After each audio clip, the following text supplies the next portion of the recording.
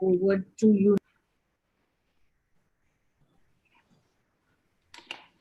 Thank you so much, Urvi ma'am. So, good evening and a very warm welcome to one and all present here. Before starting the session, I would like to request everyone to kindly switch on their cameras so we can have an interactive session. Also, you can type your questions in the chat box and they'll be taken in the end. So, starting with the today's webinar, I am your host for the evening, Neha Belani. I'm a student of Modi University, where I'm currently in my final year of MBA in HR specialization. I'm also interning with BRATS as a campus ambassador as well as digital marketing intern.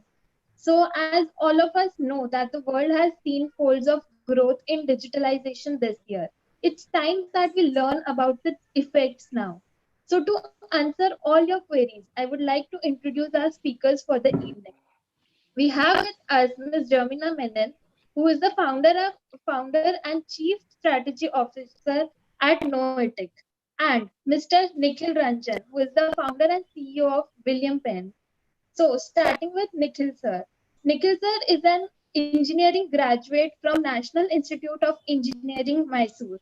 He had a brief stint at IBM as a software engineer. It was more to get his bearings right and test waters at the age of 24. In 2002, Nikhil sir established William Penn, a retail store for high-end stationery.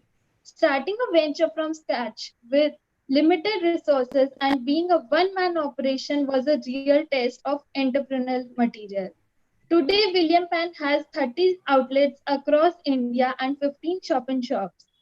He's a member of Roundtable India and was the immediate past president of Entrepreneurs Organization's Bangalore chapter. We welcome you here, sir. It would be a pleasure to know from you. Next is Jermina Menon, ma'am. Thank you, Neha.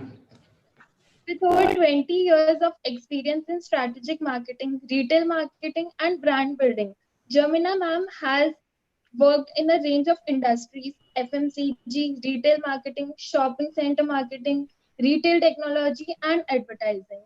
This multi-category experience has helped her gain a good understanding of the Indian consumers across demographics and geographics. Currently, Jamina Mem is working as an independent consultant to brands and startups offering solutions for the COVID economy, customers, and helping them adapt to the new normal. They both are here to share with us the ways to get a hold of this fast moving digitization world.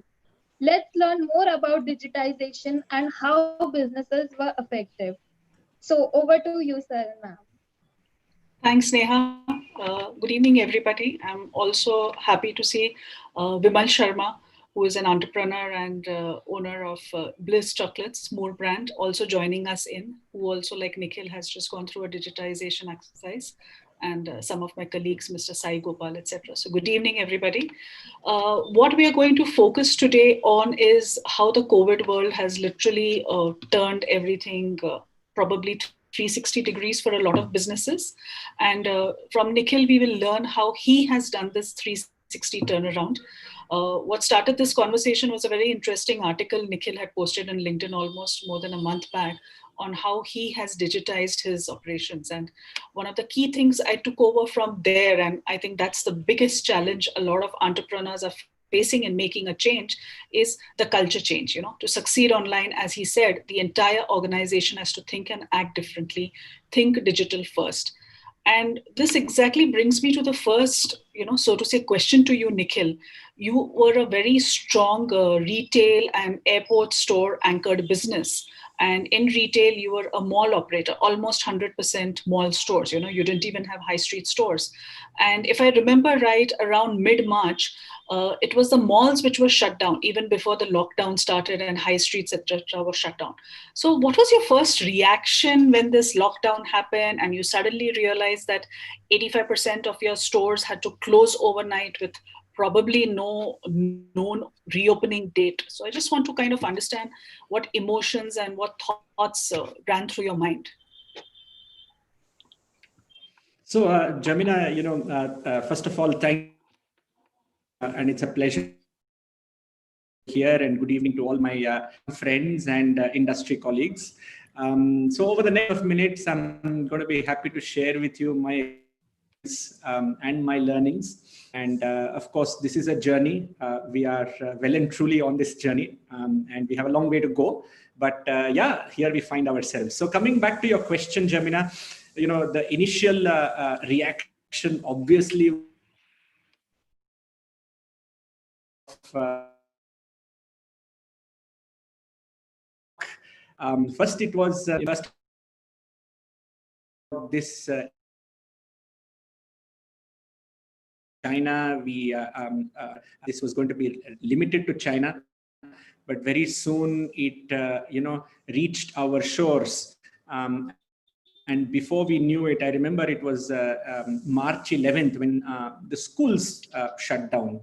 And sometime later that week, some of our stores were asked to shut down. And before, the Prime Minister announced nationwide lockdown, all our stores were shut. So, it came to a grinding halt within a span of a week or 10 days. So, yeah, it was, no doubt it was quite a shock for us.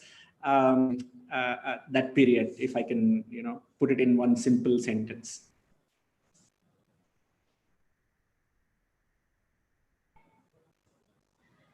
Jermina, are you here? No, Nikhil. I think we've lost yes, Jermina. no, she's back. Sorry, Okay. I think I always have this glitch. So yeah, I think what you said is exactly the kind of emotions all of us went through, and coming to terms with it was something which took us time.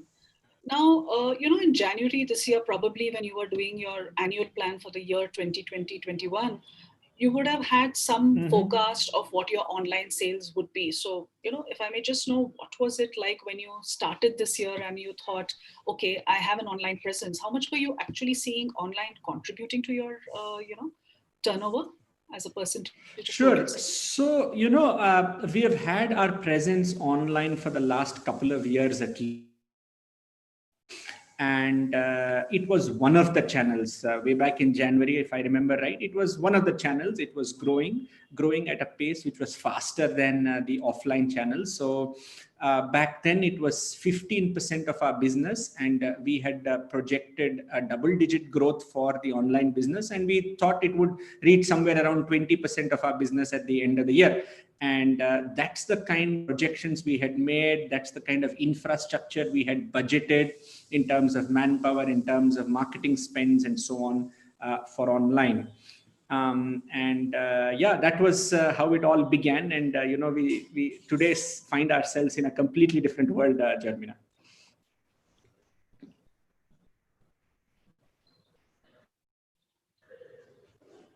Yeah, so I hope I answered your question. So now if I have to say, what are you looking at March 21 ending at? Right. So yes, it did. You did. Yeah. But I'm sure it's no longer 20%, right? When you're looking Absolutely. at March 21, what are you exactly kind of aiming for now? Correct. So, today so in the month of March, we shut down. In the month of April, there were no revenues. In the month of May and June, e-commerce contributed to more than 70% of our revenues, right? Oh, and wow. now it is settled down to somewhere in the range of about 35 to 40% today. And we, as our offline businesses open up, we are going to see coming down slightly. But the way we see the future is that we want our e-commerce business, our online business to contribute anything over 40 to 50%. So we are re-looking at our business next year to, see if we can achieve 50% of our business online. It could probably be a stretch, but anywhere above 40% is what we think we should be able to achieve. Okay, so that's a really big jump, and I would say it's a massive Absolutely. share of online sales. Correct. For those who probably have not, recently seen a William Penn store, William Penn is a very unique concept. It's a writing instrument, and accessories with books, and now even data banks and some very interesting wallets, etc. Stores around major metro cities and airports, and it's been my go-to store for any gifts which I need to buy for male friends, because we women have lots of options but men have limited, and Nikhil has definitely eased our lives in the last 10 years plus on that. Which brings me to my next question to you, Nikhil, that typically how would you have defined a William Penn buyer? And now that he's shopping online, are you seeing any differences between the old William Penn shopper and the new William Penn shopper? Sure. So, continuing from what you started as an introduction to William Penn, Jermina, William Penn is a multi-brand store for fine writing instruments, premium stationery, men's accessories. So we certainly cater to the upper echelons of the society. And our typical bill value is in the vicinity of about 5,000 to 6,000 rupees. So it's somebody who knows what he wants, who's well-traveled, who's well, and certainly enjoys a sizable income, would be our typical customer. We have customers of all ages, starting with young professionals who start off on their first job, who wants to buy an accessory for himself, maybe a writing instrument, maybe a nice journal, and so on. And of course, we have a typical customer in the vicinity of 35 to 45, the age bracket of 35 to 45, who's well settled in his job, who I would call our typical customer. So going forward to your next part of the question, how business was or who our customers were pre-COVID, I think I answered that question.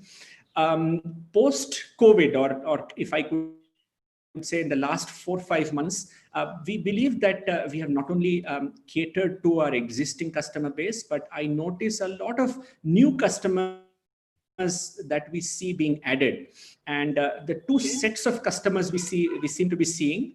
One is the customer who's looking to buy a nice pen or a nice writing instrument for the first time, because on e-com store today, we see 75% of our customers who have never transacted with us before, online or offline. And when we look at their purchases, we look at either a fountain pen or a nice writing instrument that he's looking for, or he's coming to us to buy a product for his home office, his desk, for his regular work. And the third, if I may, look at data, it is for gifting. Right. So those are the three buckets that I could identify our customer as at the moment. Okay. So which is very interesting, because I think work from home has suddenly changed a lot of categories.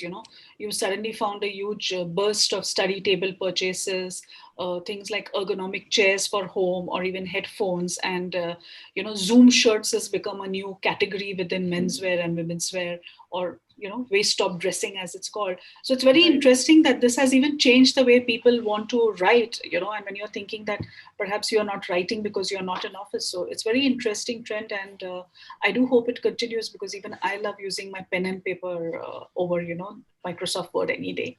Absolutely. So that's a very interesting thing. So, there's this, since you say trend, I must talk about this interesting phenomena that we seem to be witnessing, is when people are consuming digital devices right through the day. I mean, you're on your phone, you're on your tablet, or you're on your computer, going about your regular work, you realize the need for physical products, right? I recall the campaign by Times of India, which talks about the beauty of holding a newspaper and reading the news. And I think that is a trend that's also driving writing paper. And the more people are going to be digital, the more I think they will need physical products, or what I may call analog products. So that's where I believe products like writing instruments and journals and notebooks would play a role or play an increase in people's lives. As they get more digital, I think they sorely will need analog or physical products which they want to combine with their digital tech devices. Okay. It's interesting that, analog products also have a need in this digital era. Sure. So, what were some of the key challenges you had when you built the e-commerce platform? I know you said it's been operational for over 2 years, but you've definitely, are upgrading your website, you're upgrading where you're available in marketplaces or other stores. So what is it that you have actually done? If you could share with us, maybe you could even tell us the kind of platforms and tools you have used. So, budding entrepreneurs who are tuning in, I can see quite a few would also kind of benefit from your knowledge. Sure. I mean, that's a very vast question. And, I'm happy to take specific questions. If you want to leave them on the chat, you can please leave it.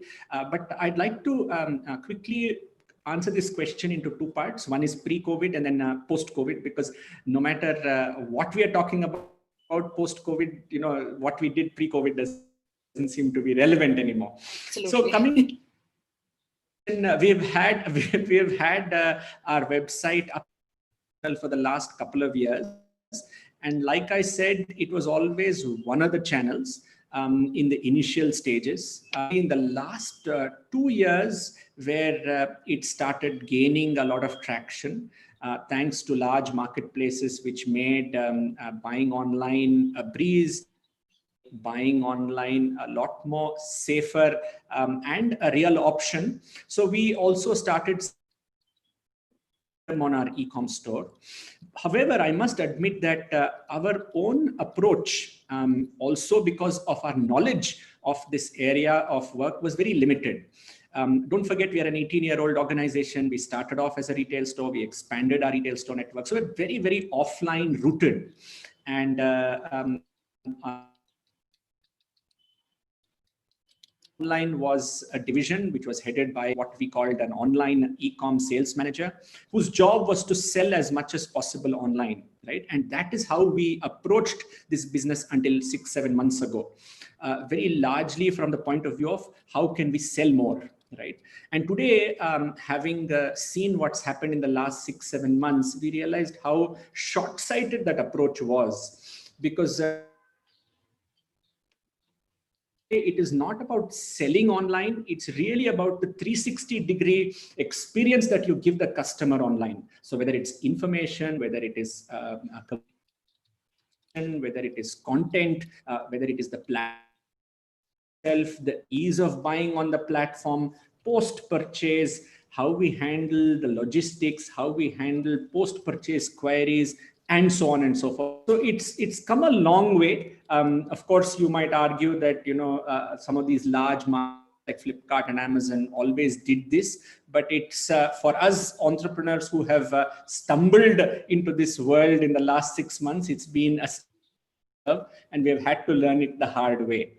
So that was, our approach pre-COVID and post-COVID to e-commerce and digital sales. When we come to talk about tech, we've always had internal team until now handling our website, but it's only now in the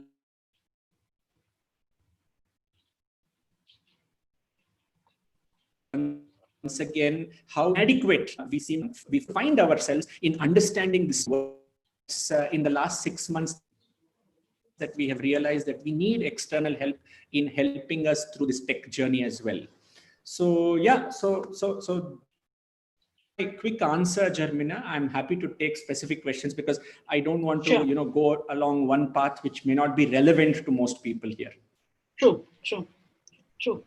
So one of the key things you also mentioned, it's not just selling on a website, but also selling digitally. So could you kind of elaborate a bit more? Are you talking of social commerce? Are you talking of WhatsApp commerce? Or are you talking of something else? So, so when we talk of digital transformation, which probably is the topic for this chat, as far as my business is concerned, our business is concerned, or most businesses selling on selling products, physical products, I think you could classify them into 4 aspects. One, of course, is selling on digital platforms. The other is digital marketing and communication. The third being digitizing customer experience. And finally, digitizing various other operational aspects of the business, right? So all of these have to go hand in hand if you really have to be a relevant company in today's digital world. Again, we made the mistake in the past of only focusing on selling online. And that, you will realize, is just inadequate when it comes to the customer, because for the customer today, it is all the touch points are digital. And unless you take care of all these touch points, whether it's marketing communication, whether it is other aspects of his journey, you are going to fall short, right? So, so coming back to selling online, yes, we've all seen sales on our platforms, whether it is marketplaces like Flipkart, Amazon, or in our case, our own platform, which is our website. But yes, the new trend seems to be social commerce, Instagram, Facebook, WhatsApp, all of them, and of course, YouTube now, have all started morphing themselves into platforms where you could start buying online. Okay. So it's very interesting that even YouTube has a role in pens, it was something I probably wouldn't across have all products, Jermina, across all products. Okay, all your products. Excellent. So, if you had to... all products in general, just to sorry to interrupt. I mean, YouTube has just about, testing their platform for e-commerce in the United States. So it's only a matter of time where you could start buying products which you see on video on YouTube. Excellent. So one of the starting points which I mentioned, from your article, which you spoke of the cultural change, how was it that your team coped, because we know that it's very difficult to kind of, unlearn from a sales team perspective, the customer facing perspective, where, because you were 85% store business, people are used to talking to people versus, not seeing the person they are now selling to. How have they adjusted to this new normal, or maybe the word is the new digital? And what are the challenges, and how did you kind of, manage them with your organization? Right. So good question, because you rightly said that this has been our number one challenge. And because of the fact that it's been such an important aspect of our business going forward, we have done a lot of things to address this. First of all, let me acknowledge the fact that this period has been incredibly hard on people across the board. In our case, we have a large workforce in the sales. So we have typically 3, 4, 5 people in a store. For them, it's been a rude shock because they did not go to their stores one fine day. They've had to sit at home for 5, 6 weeks, and they were literally scared whether their jobs would continue or they would be out of jobs. So the way we approached it is we looked at what skills we had in our people and looked at channelizing these skills in the new digital world. Just to give you a small example, we realized that a lot of information about our own products was stuck in various places, whether it was in individual computers, individual training manuals, or with people itself. Don't forget, until March, our strength was the interaction between our trained sales staff and customers. Okay, so the nuances of selling was all there with the people, but it was not available online. So we tried to channelize this vast amount of experience and information to put it together online so that we could then convert it into a manner or digitize all this information that we could start using across our platforms. So that was one. thing that we tried to do was to look at how we can channelize all this resources that through telephone, WhatsApp, and video calls. So we had a format on our website where if somebody logged into our website and if they were there for a couple of minutes, we offered the possibility of free consultation by one of our staff online through WhatsApp, through video, or through telephone. So we had, a lot of people take up that as one of the possibilities. So that was one of them. But let me tell you that what was probably the most difficult thing for us was to tell them why they need to change, because routine is a source of comfort for most people, right?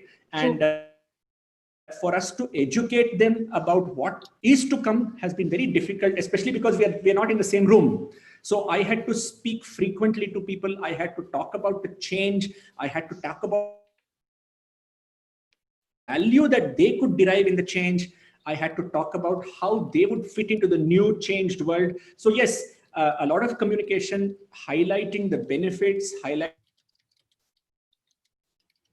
importance of change was time and effort in the first couple of months when we were putting the building blocks for the future. I think there is a lot of learning here. I hope the students are learning it, because, handling employees, handholding them, it's something we are difficult to cope with. And what Nikhil has done is tremendous, because he's clearly led from the front and, taken the onus of, speaking, assuring teams, and more importantly, reskilling them, channelizing the mindset, if I may say so. And I can promise you it's not an easy job when you are running on a continuous basis. So that's definitely something. Nikhil, sure. I have to... So just to continue on that one point, which I missed when you said reskilling, absolutely. So our training team went into overdrive, trying to train them on a couple of new skills. Customers on telephone and WhatsApp. We shifted a large part of our workforce to our customer delight team, and they had taught once again as to how to sell from a distance. So that is one. The second thing that we did, and this is more relevant to the higher levels of organization, is understanding of technology. So we allowed them a certain amount of resource. We gave a handful of people some amount of money to reskill over the last 6 months, so that they could be ready for the changed environment. So this is also something that we did. Now I have to kind of ask you a reverse question. I know you've been running William Penn as a brick and mortar format for more than 10 years. And if I had to say that, you were a new entrepreneur today was the 25-year-old Nikhil who was starting William Penn. Obviously, online would be part of your business plan. Would the 25-year-old Nikhil also put stores as a part of the business plan? So good question, Jermina. In fact, over the last couple of months, I've spent a lot of time thinking about how and what stores are going to do in this changed world. And for me, if I were to start today with no baggage, I would start as a digitally or start online, right? And certain stores are a very, very important channel, because it's only through stores that you would be able to offer the touch and feel in product categories like ours, and of course build credibility. We cannot take away that critical aspect of what a store does, which is to build immense amount of credibility. So stores are certainly very, very important in the new scheme of things. But if I were to answer you in one straight line, it would be digital first and then stores to follow. I think this hybrid is definitely going to be part of our life for a long time. Correct. If you had to recommend to these students, I mean, I know all of them were probably brimming with startup ideas, and there probably some of them are looking at e-commerce stores. What are the first 3 must-dos you would give them as a word of advice in a digitally anchored world, as you just said? Sure. So I think one of the key things that one needs to remember is that you got to be digitally competitive, right? It's not sufficient to pay lip service to all things digital, but really think about how you could do everything through digital platforms that are today. The second important thing is for us to look at everything from the customer's point of view as to how your solution or your product or your service is going to make life easy for him or her. And that's very, very essential. And that's relevant to a startup as much as it's relevant to us today. Because very often we get swayed by technologies and solutions, but if it really doesn't make a difference to the customer or the consumer, if it doesn't make his life easier, if it doesn't make him happier, then it's really of no use. So that would be my second important point. And the third, which is relevant, whether it is digital or any other, it is to be innovative. You've got to offer something different. You've got to have a USP. You've got to stand apart from the crowd in what you offer. I think I completely echo your thought of, customer centricity, because one of the challenges, and I think students, this is specifically for you all, because we are Gen Y, and I think in the last 5 to 8 years, we are working with a lot of millennials like you all. And the one thing which we find is that you all only connect, digitally, and we connect at a personal level. So I would definitely, use this advice of customer centricity very seriously. I would urge all the students to kind of make a note of it. Go out, meet customers, visit stores, even talk to a call center person even if you don't have a query. But it's important to kind of be in touch with all the stakeholders and with the customer at the center. So I think that's the best advice you could anchor your career on, whether you decide to open a store or you don't decide to open a store. Nikhil, before I leave it open to the audience, probably a little bit of inspiration from Coffee with Karan, I have like 3 fun questions for you, if you don't mind. Sure. So, which is your favorite pen? And you are not allowed to say Mobla. No. Well, I can. Well, that's my favorite, though I can't afford it. So my favorite pen is a fountain pen, and I enjoy writing with a sailor pen. I think they make the most beautiful fountain pens ever made. So if ever you have an opportunity to walk into a pen, you don't have to buy. You can ask for a sailor, and you can try writing with a sailor. It's almost like using a hot knife cutting through butter. Oh, wow. Now I have to definitely sample and keep it on my next, wish list for gifting. Sure. What is the one new habit you have picked up during the lockdown? The one habit that I have picked up is learning tennis. So I have been using this time over the last 4 months to learn tennis for 2 hours every week. So tennis is one of those sports which are safer than other indoor sports. So yeah. Well, I must tell you, it's nice not to hear a cliched cooking. I tried my hand at it, but I was not good at it, I must admit. Yeah. Okay, so maybe for your wife's sake, I should have wished you did that. And my last fun question is, today I think the world and fans like me are celebrating 25 years of Dilwale Dulhania Le Jayenge.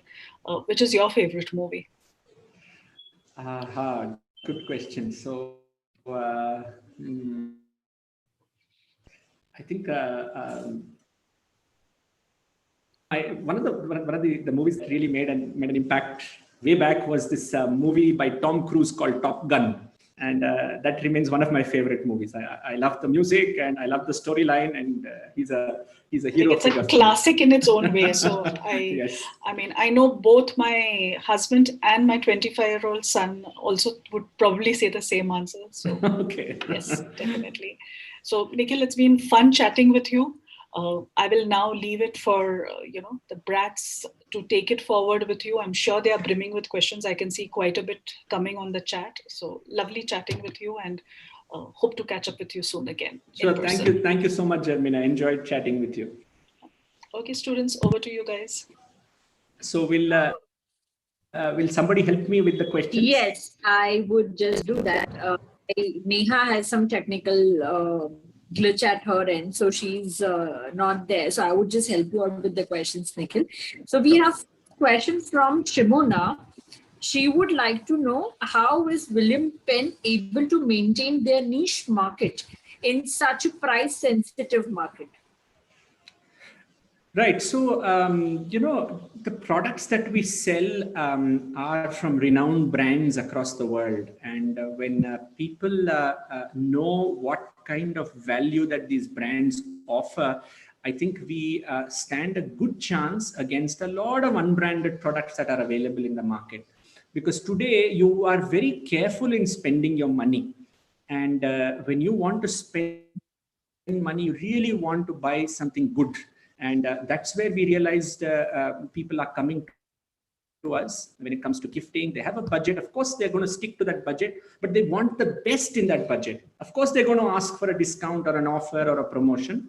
That comes very natural to us Indians, but they really want a good product when they're spending their money. So that's where William Penn comes in.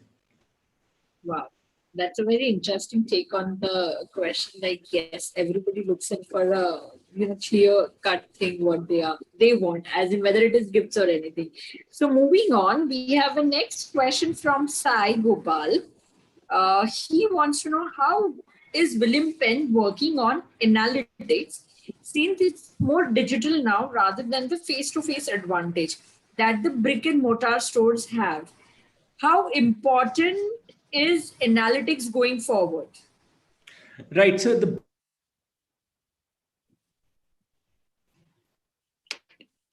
digital is that everything is measured. 15 years ago, Jermina would have had a budget for marketing, and she would have gone to Times of India to spend a certain chunk of that marketing money, and she wouldn't know what came out of that advertisement in Times of India. But it's a completely different world. You're spending money online, and you know exact that 1 rupee or 100 rupees got you. And that's the beauty of spending online. So, how you're going to understand the value of that spend is all through analytics. And analytics is going to play a very, very crucial role in business. So much so that today marketing and tech are almost two sides of the same coin, right? You cannot be a marketeer without understanding tech, and you cannot be a marketeer without understanding metrics and analytics and so on. So it's an integral part of business today.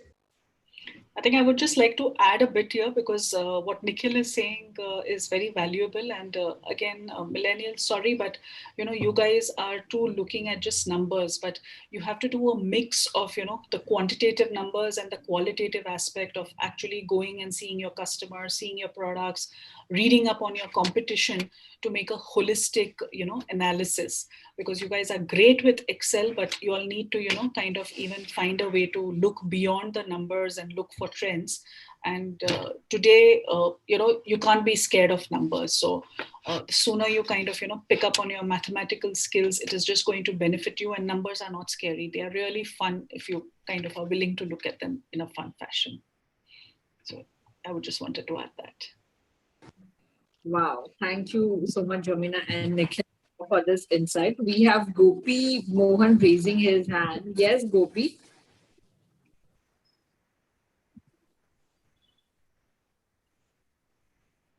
Gopi, can you hear me?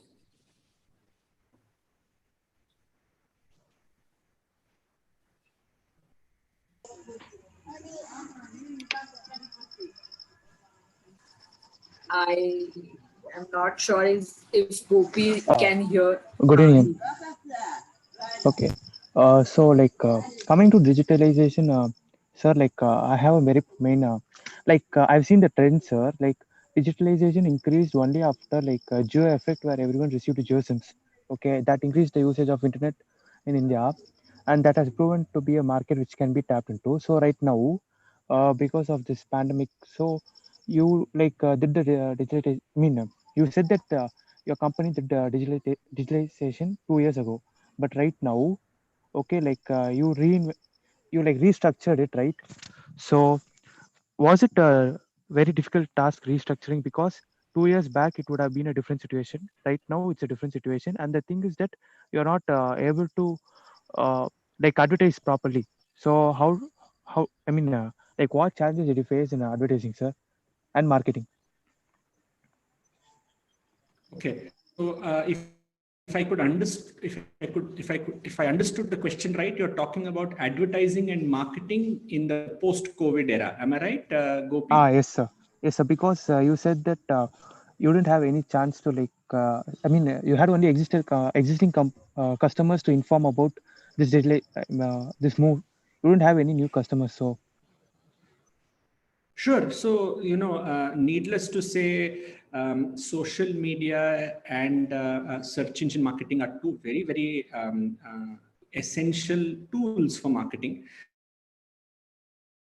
If you look at the marketing funnel, of course, it's social media on top.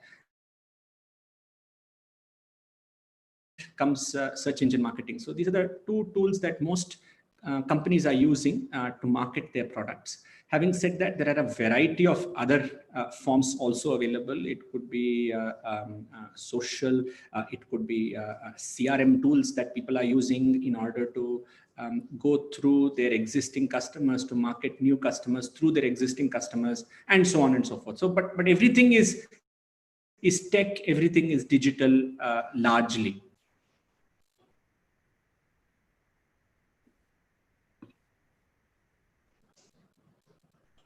Did I answer your question, Gopi? thank you, sir. Got it right.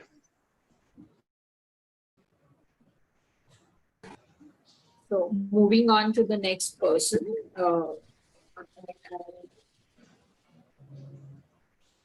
Yes, Shubham, you want to ask something? Please go ahead.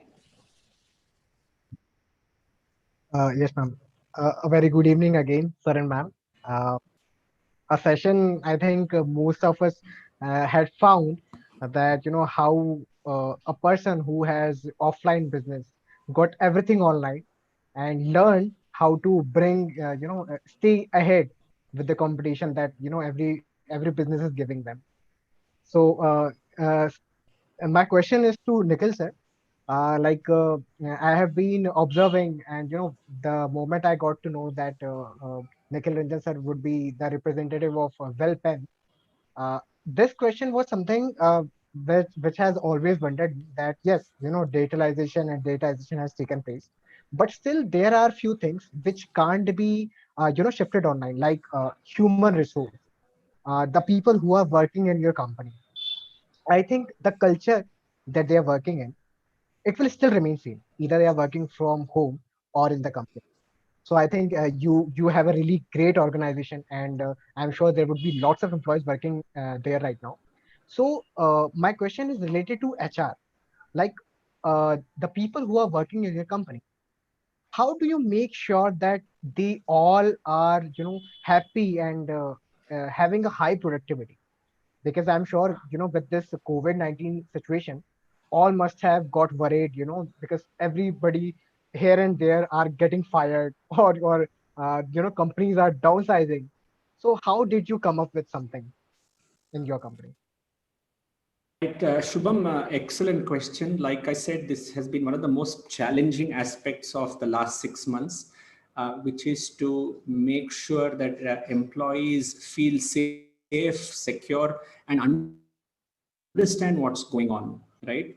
So, what we have done right from the beginning of the lockdown has been to communicate frequently and as honestly as possible. We said back in April that the company was shut and it had zero revenues and it was an extremely challenging period, and yet we were there for our employees. Next, we talked about how important it is to reskill employees, retrain themselves, acquire new skills for the future.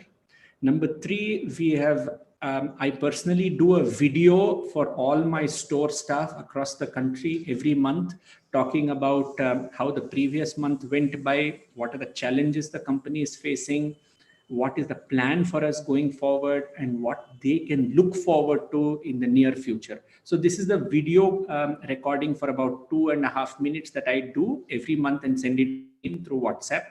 I allow them to ask me any question one to one. They can call me, they could write to me, and so on. At the managerial level, we have frequent conversations at least twice a month to tell is happening at the company level, what they need to do in order to change, what the company is doing in order to adapt. So it is really about communication. It's about being as honest and forthright as possible, and it's about saying that, hey, listen, we don't have answers to all questions, but we certainly are doing our very best, and we are open to any suggestion or feedback or idea that anybody may have. So all this helps in giving our employees a sense of comfort, a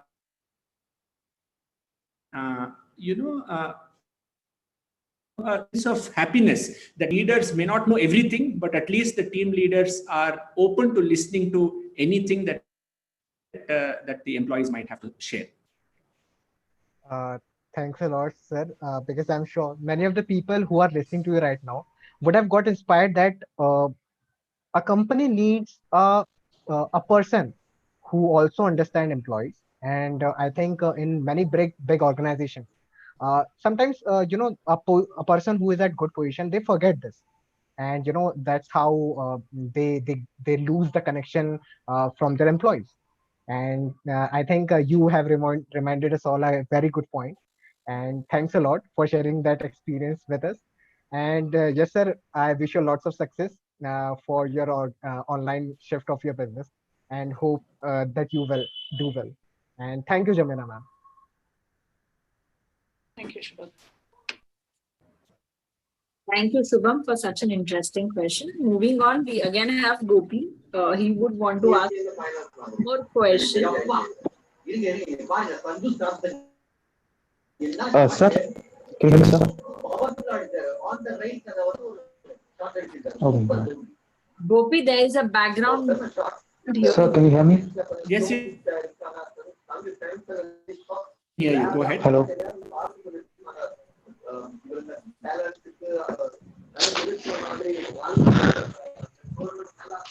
Gopi, we can hear you. Please go on.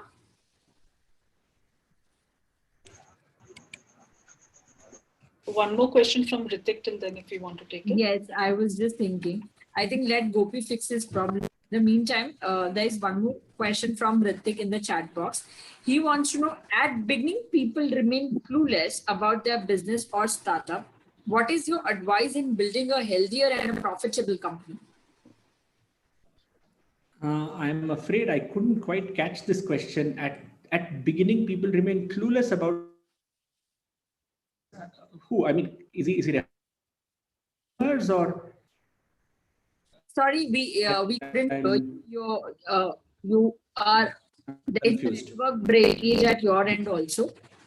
It's unfortunately raining heavily in Bangalore, so we are kind of struggling with such disturbances. Yes. I think what Nikhil was saying was that the question was a bit unclear because, people remain clueless about their business or startup. So I think we can take the second part, which is, what would you advise to build a healthier and a profitable company? Actually, I would like to address the first part in Nikhil's absence, is that, if you're clueless, please do not start a business or startup. That's my first advice.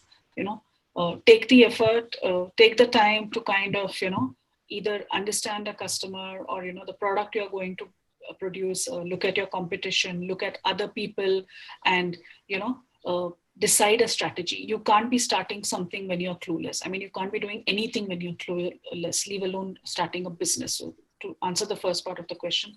Second part is to build a healthier and profitable company. Well, profitably comes not just from high sales, but it also comes from a lot of controlling costs and ensuring the right money is spent, which is something you learn over a period of time.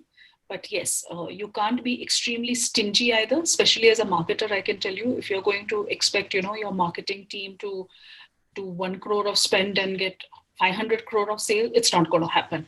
That's not the kind of savings we are talking of. We are talking of efficiently using your resources. And that is something, of course, which is a much more deeper subject in terms of, actually seeing a business plan, etc. And healthier has to be that get your customer right. Nikhil also said, maintain a customer centricity. So, if your product is not relevant to your customer, if whatever you do around the product is not relevant to your customer, you are not going to get the sales. So do spend time and energy in getting that right before you launch would be my suggestion. I don't know if Nikhil is back or if Nikhil is able to kind of yes. Respond. So can you hear me? Can you hear me now? Yeah, we can hear you now. Yeah. Absolutely. So my advice is really to be able to test your idea or your business on a small scale, get that right before you start scaling beyond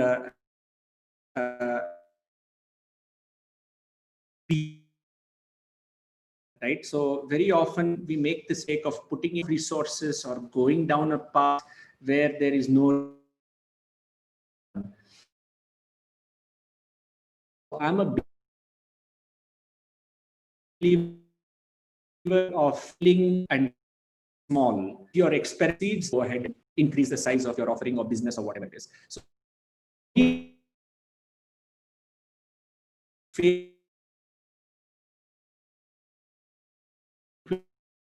feeling small.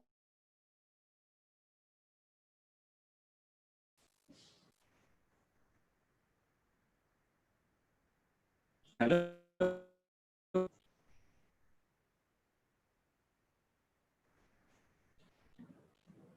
Urvi? Yeah. Hello?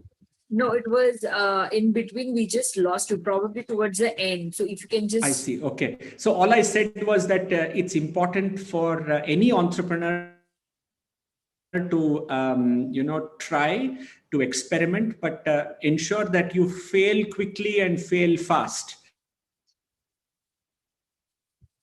That's very important so that you have enough resources to continue your journey. Entrepreneur. It's very hard for something right. Very I can't count the number of times we have failed in various initiatives that we take. So that's essential for you to build a long-term profitable company. Wow, that was a very different advice, but very brilliant one. Moving on, we have one more question from Lima. She would like to know what makes a company to be unique or stand out from other companies in its field. So how did William Penn achieve? Right. Okay. So again, it comes back to your product or your service. You need to know what you're offering to the customer, how your product or service is solving a need or a problem at the customer's end. And as long as you understand the customer, understand your product or service and what it is doing to the customer differently from various other offerings in the market, you will not be able to grow or build on that. So it's really about understanding the customer, understanding his needs, and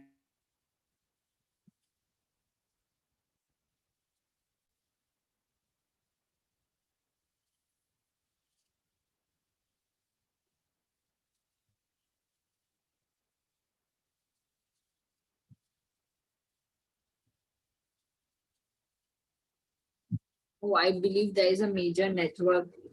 Is than anybody else.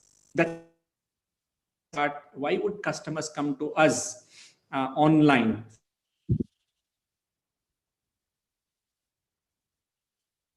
Nikhil, if you could just, complete your last line. Yes. So in our own case with William Penn, what we offer, which is unique to us, is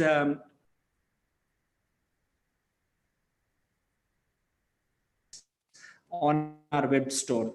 So, it's expensive products and gifts, and that is a unique offering by our company to our customers. So every company will have to figure out what is unique for itself to be relevant to the customer. Wow. Thank you. Moving on, if we can just take one more question. Oh, we have two questions. So can I just take the questions, please? If you guys don't mind. So we have one question from Suresh. He wants to know, is online business a necessity for all the business post-COVID? So this really depends on what you're offering, right? So if you're offering a haircut, you have to go to the salon and get a salon service. But if you're offering like what we do, online is a very, very, very important part of your business. It could be platform, or of course it could be online through marketplaces like Flipkart and Amazon, or it could be through social commerce, which we touched upon a few minutes ago. Thank you. And I think we can take one last question from Sai. Sai is raising his hand. If you have time, and we can take that one last question. Yes. Yes, Sai, please go on. Hello, Nikhil. I have been listening to you very attentively, and thank you so much for those wonderful insights. One small question. I come from a sales background. I handle national sales responsibilities for a fire safety organization. And it goes without saying that my focus is a lot on sales enablement. For a consumer like me, even though I have evolved as a consumer and my consumer behavior has changed over the years, buying more things online, I'm still more of a very touch and feel person. So let's say I come to your store, a William Penn store. How are you training your people to convince me on the fact that the future is going to be all retail as well? So I hope you get my question. What sort of initiatives are you taking with regards to the sales enablement? Sure. So, I think I would be very interested to know. So, yeah.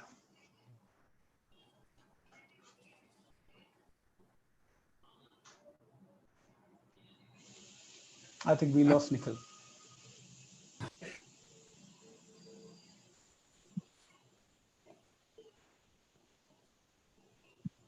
Yes, somewhere I think he's back. The relevance of our reads. Can you hear me? Am I audible?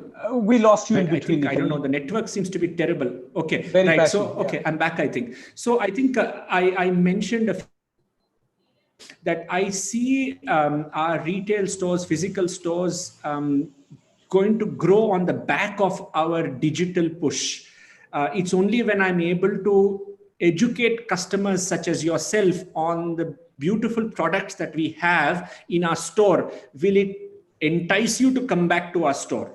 So if you're passing by one of our stores, it's very unlikely that you will walk in and say, okay, let me see what you have. But if I have spoken to you on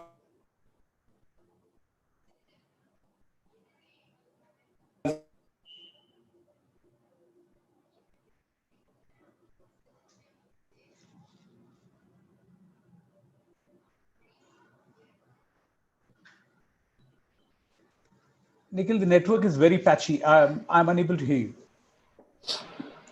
I think this is really bad network today. I think it's raining very heavily in Bangalore, so okay. Yeah. It's raining very seen us heavily. online.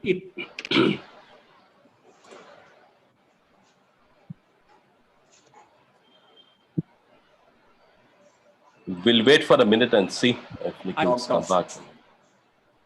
Hi, Nikhil, are you there? I think he's back. Yeah. Nikhil, Hi, Nikhil. I'm sorry, we lost you in between because of the patchy network. You may have to repeat all over again. Okay. That's okay. That's okay. So I was just saying that our retail stores are going to grow on the back of our online push or digital push. If we are able to you online, if we are able to give you content that would consume sustainable state to walk into our stores and buy through our stores, right? And that's what I wanted to tell you. So I do believe that we are going to grow our offline business on the back of digital marketing, digital communication, and being visible to you online. Thank you, Nikhil. Thank you so much for that. Nikhil, I asked you about the online business. Am I audible to you? Am I audible? I think we lost him again. I think he can hear us. We are unable to hear him. All right. I think we should. That's fine. I hope we had good time.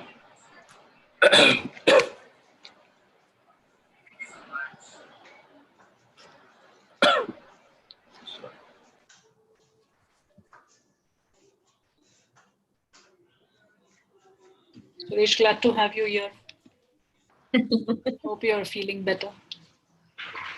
I'm good. Thank you, Jermina. Yeah. Back, Suresh. I'm sorry. I really can't control this network. It seems to be terrible. That's fine, Nikhil. Hi, Nikhil. Good to have you on BRATS. Suresh is the founder of BRATS, Nikhil.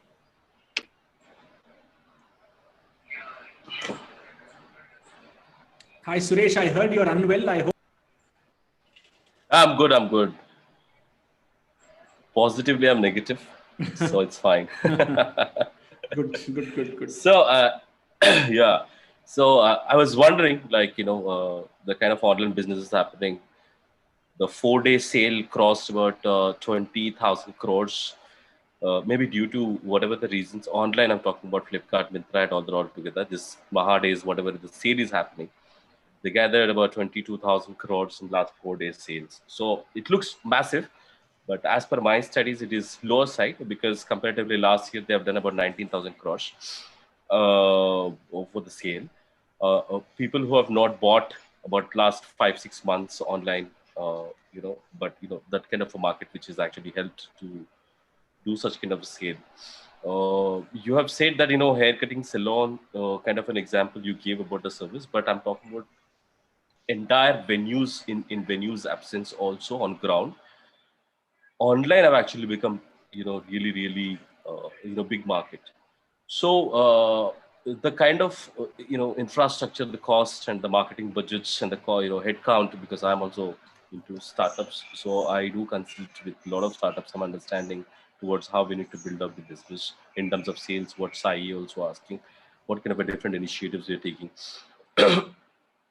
So that is the only concern. Are we really on the ground? Are we really confident to revamp offline business, or we also need to streamline offline, online, both businesses compulsorily?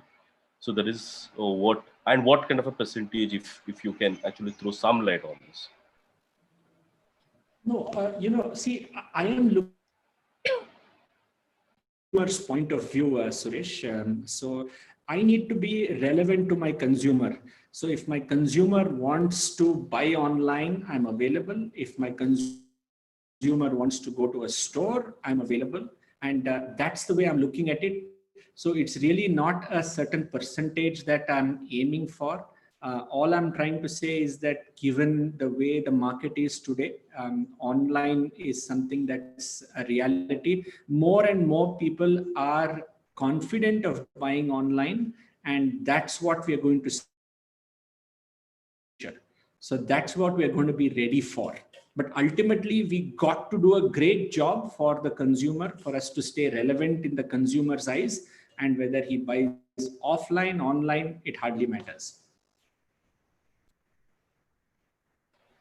So how your online business changed, personally, your brand? How much is actually reflecting towards the online? Any big changes happened? So like I said, it was about 15% in the month of February, March. It moved to 70% in the month of May, June, and now it's settled down at about 35-40%. Awesome. So that means Williams is doing super. That's great news, Nikhil, and wish you all the best for the future too. Thank you, Suresh. Thank you so much. Means a lot.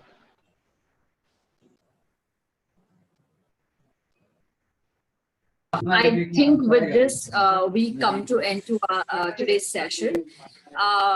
Audience here on Zoom as well as audience on YouTube can drop in their questions if you have any more questions which you would like Mr. Nikhil Ranjan and Ms. Jermina Menon to answer. So we would take that up offline. And as for our tradition, I would request all of you to switch on or turn on your camera so that we can capture this moment. Right, quickly.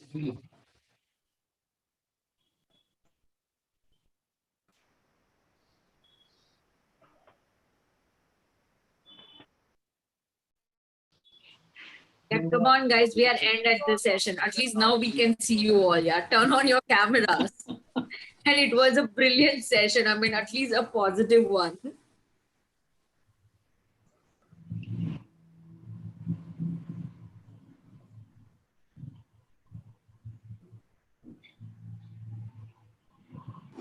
Anyways, let's avoid the shy people.